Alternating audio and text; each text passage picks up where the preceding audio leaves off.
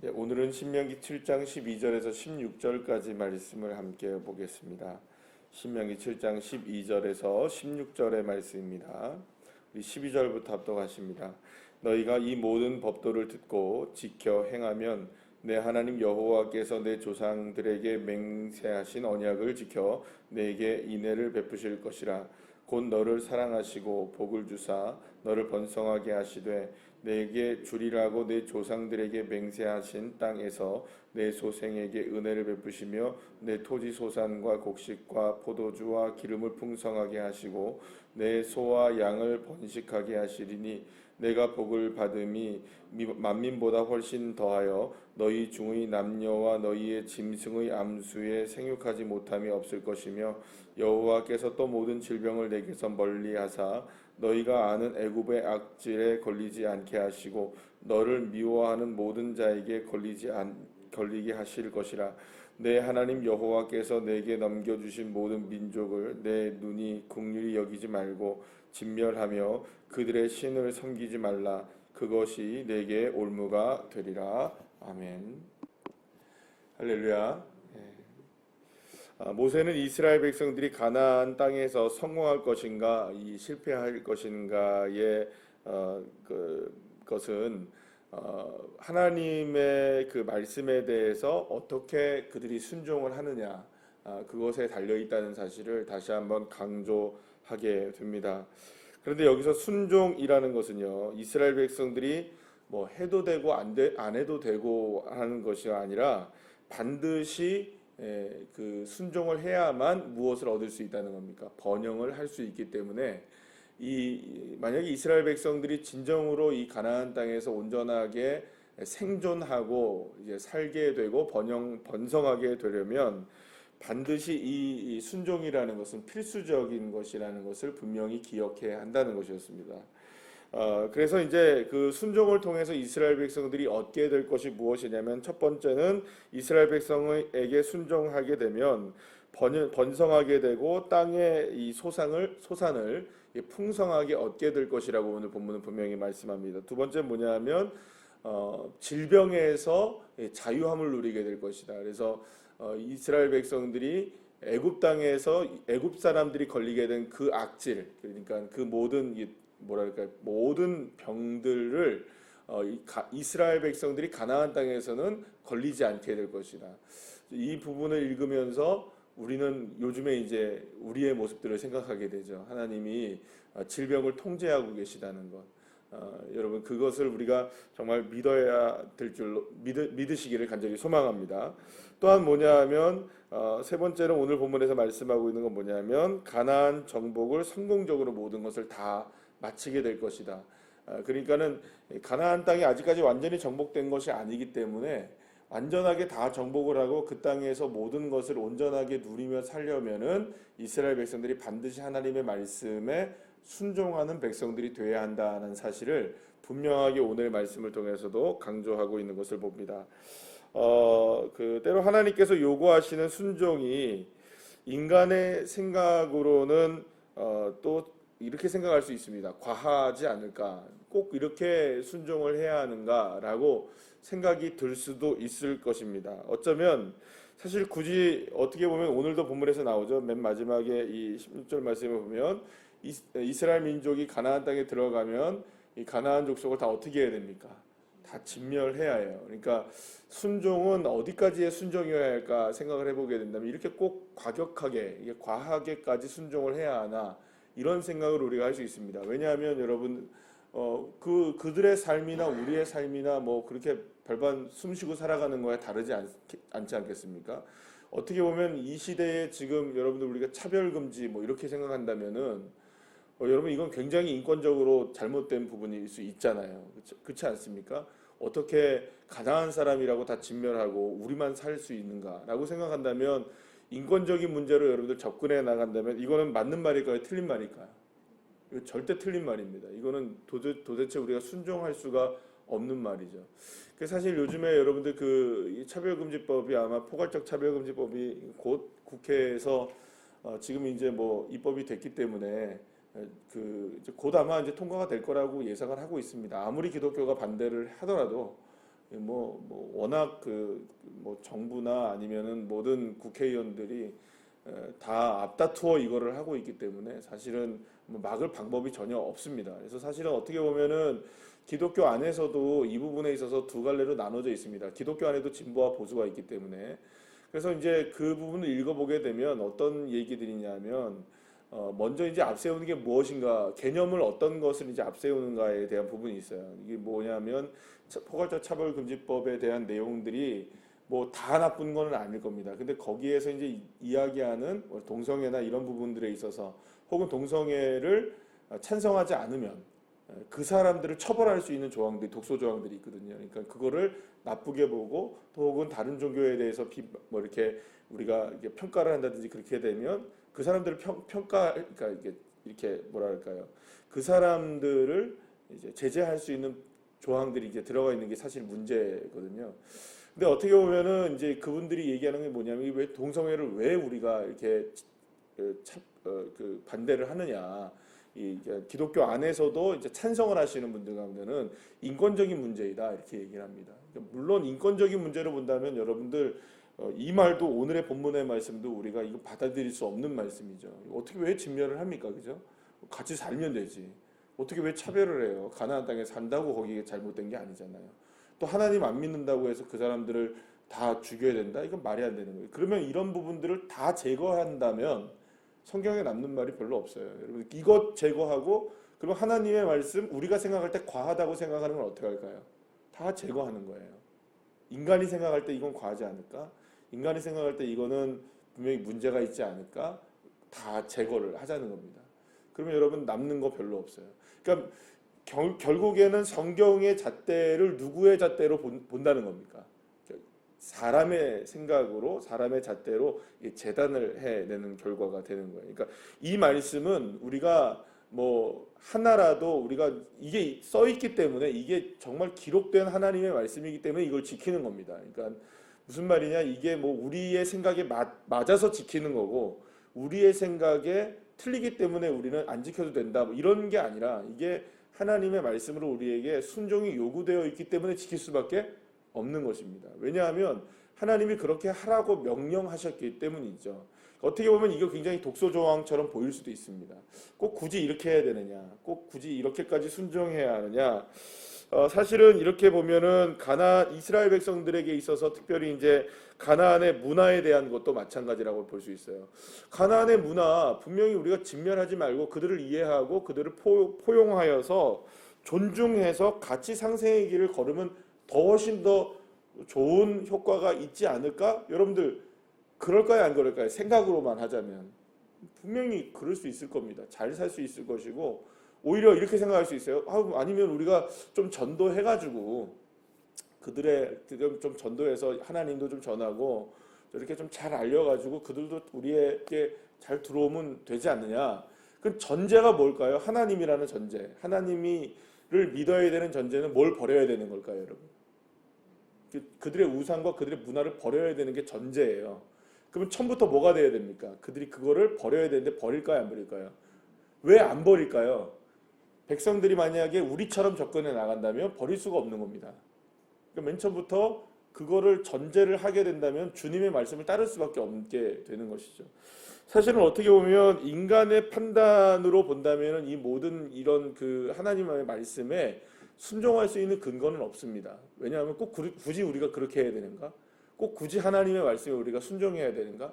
사실 어떻게 보면 여러분들 이게 가나안 정복을 하려고 하는 이스라엘 백성들에게만 이렇게 해서 생각이 드러나는 것이 아니라 사실은 이런 생각이 언제부터 있었던 겁니까? 그러면 결국에 잘 이렇게 거슬러 올라가 보면 제가 말한 이런 부분들이 어디서부터 나온 것일까요? 에덴 동산에서 아담과 하와를 이렇게 유혹했던 누구로부터 시작된 걸까요?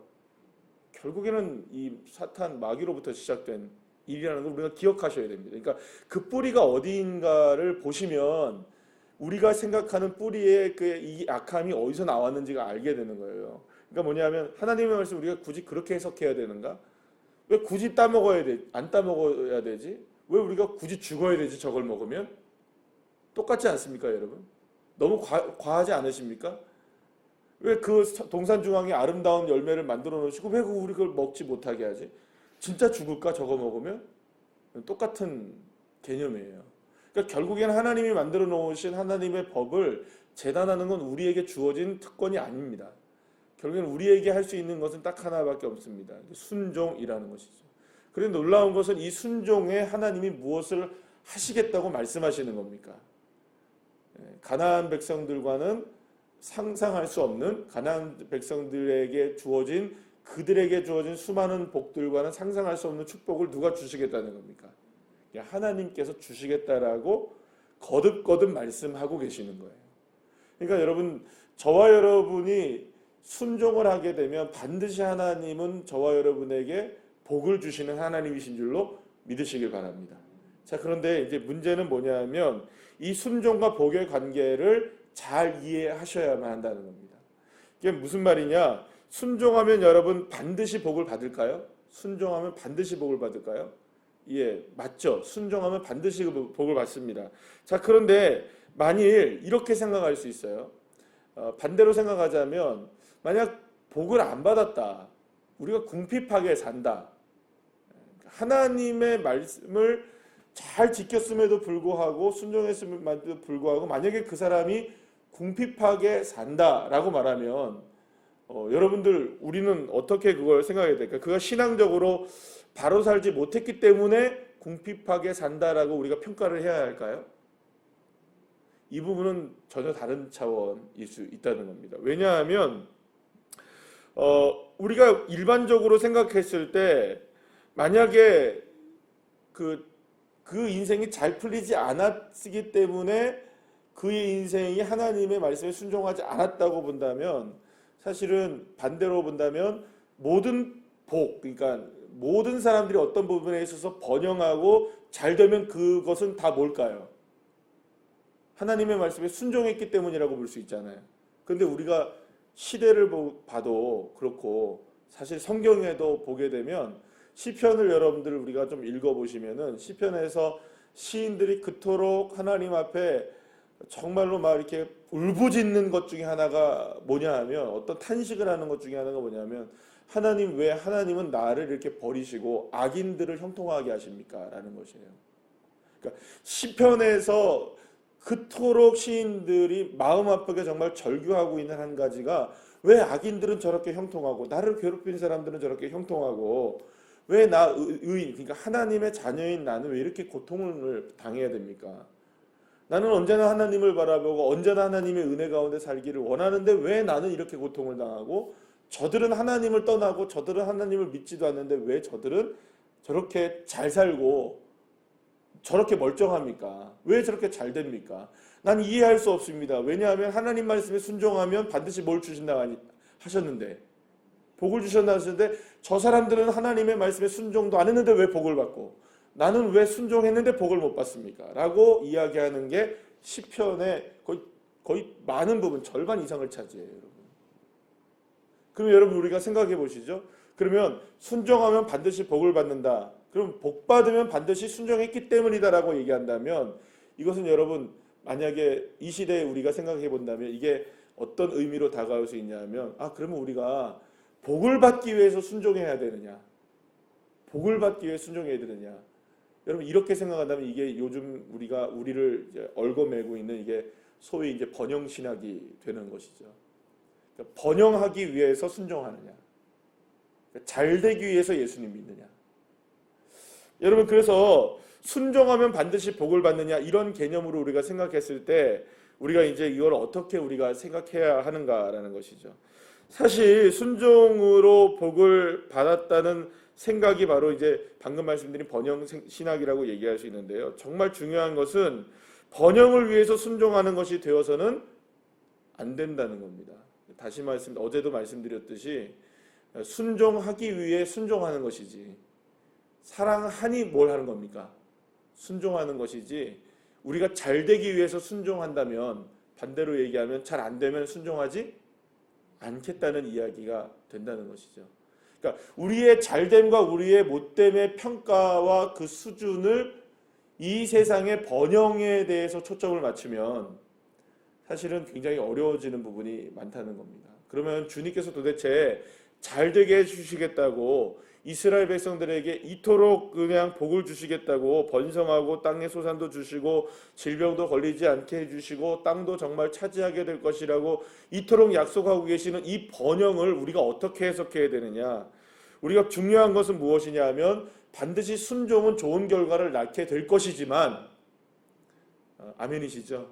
그러나 우리에게 비록 우리의 눈앞에 우리의 평가를, 그러니까 세상적인 평가를 통하여서 번영이 우리에게 정말로 주어지지 않는다 할지라도 결코 우리가 순종을 포기할 수 없는 이유는 그분은 살아계신 하나님이시기 때문이라는 것이죠.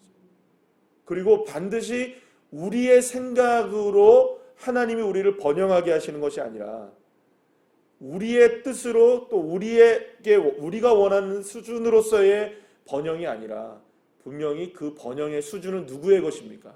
하나님의 방법과 하나님의 선하신 뜻대로 이루어지는 것이라는 것이죠.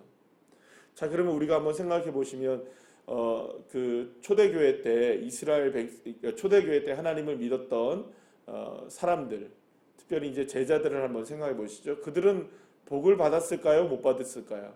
예수님을 분명히 믿었는데 번영신학의 관점에서 본다면 그들은 다 죽었거든요. 어떻게 죽었습니까? 다 순교했거든요. 그들을 땅 한 평 얻지 못했어요.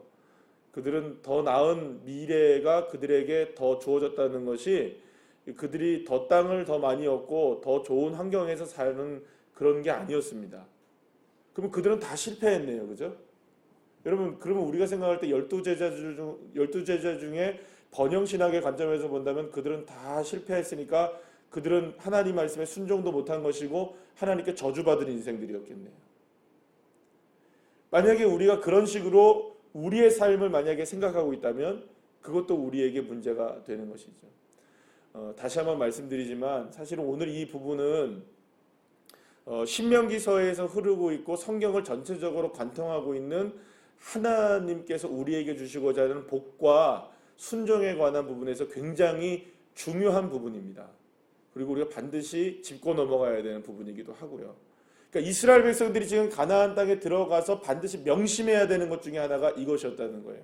만약에 가나안 땅에 들어가서 진정으로 번영만을 위하여 산다면 이스라엘 백성들은 금방 타락해버리고 말고 하나님 말씀에 순종 안 하는 게 훨씬 낫습니다. 왜냐하면 그렇잖아요. 어제도 말씀드린 것처럼 땅의 소산물을 정말 얻기 위한다면 뭐부터 시작해야 되니까? 바알부터 섬겨야 되니까요. 그러니까 순서가 그렇게 세상의 것에 나와 있으니까. 그러니까 하나님의 방법은 처음부터 그게 아니었으니까요. 누구를 믿으면 주시는 겁니까? 그러니까 하나님을 믿으면 주시는 거예요. 그러니까 만나와 매출하기의 개념이라는 거죠. 그러니까 주님께서 있으면 주시는 건데 주님께서 역사하지 않아도 우리끼리 한번 해볼게요 라는 게 번영신학의 관점이라는 거예요. 순종이라는 것을. 그러니까 우리가 한번 순종해볼게요. 그러면 여러분 순종하는 데서 여러 가지를 끌어들이게 되는 거예요. 그러니까 순종이 아닌 것이죠, 실제로. 그래서 여러분 오늘 이 순간에 이 시간에 저와 여러분에게 중요한 것은 무엇이냐면 하나님께서 이스라엘 백성들을 왜 그러면 이렇게 혹독하게 순종을 훈련시키시느냐. 이것은 뭐냐면 하나님의 사랑이 우리에게 순종을 요구하고 있기 때문이고 우리 또한 우리가 주님을 사랑하는 것이 정말로 순종하는 것으로 드러나야 하기 때문이라는 것이죠. 결국에는 여러분 성공을 위해 순종하는 것이 아니라 진짜 중요한 것은 사랑하기 때문에 순종하시면 하나님께서 그 부분에 있어서는 분명하게 주님의 뜻대로 이루어지게 하신다는 것이죠. 그래서 여러분 실제로 우리가 성공에 관한 기준을 어떻게 두느냐가 굉장히 중요합니다.